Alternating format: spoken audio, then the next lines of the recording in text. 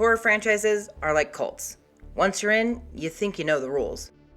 But every now and then, a sequel comes along that throws out the spellbook and replaces it with a dartboard. I'm not talking about bad sequels. Those are easy to spot. These are full-blown creative meltdowns. With that, I'm Scary Sallie from Basement 1F, and these are 5 horror sequels that went completely bonkers. Number 5, Brahms' The Boy 2, 2020. The first Boy was a mildly bog-standard haunted doll film, until the last 5 minutes. Then it's a nutty-ass dude trapped in the walls slasher flick.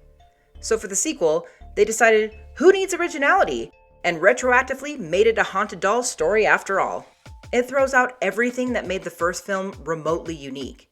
The human twist, the psychological tension, all gone. Instead, Brahms is now a cursed porcelain demon doll with mind control powers. Because when in doubt, just copy Annabelle and hope no one notices.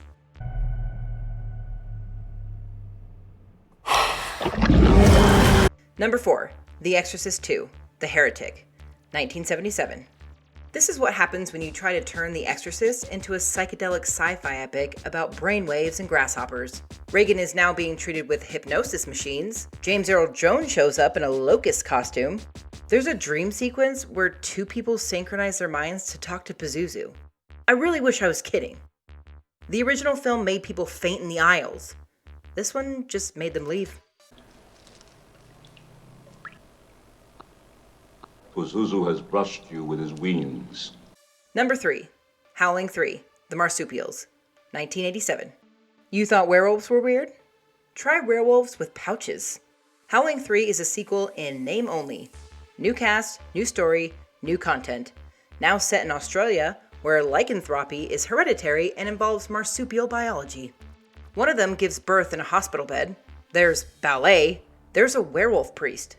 There's an extreme close-up of a baby werewolf that's as cute as it is disturbing.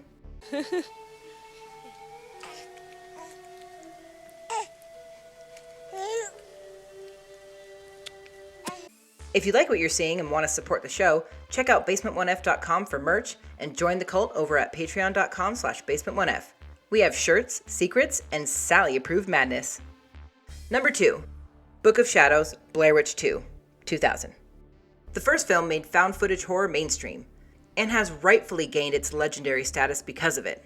That's why it's nutty as trail mix that the sequel said, what if we just don't do any of that? Gone is the shaky cam and subtle dread.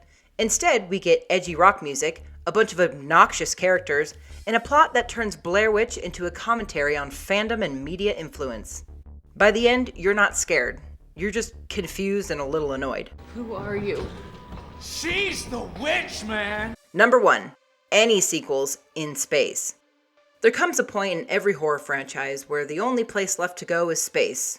Apparently. JasonX has nanotech and holodecks. Leprechaun 4 has space royalty and a giant mutated leprechaun.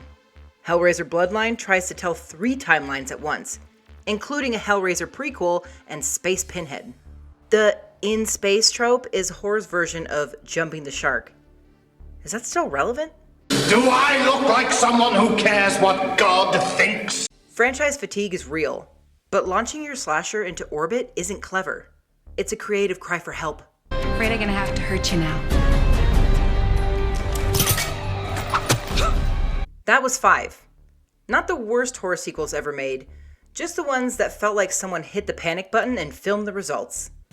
I'm Scary Sallie, and if your sequel ever ends up in space, I'm sending you a dartboard and a list of better ideas. Stay weird, Terror City.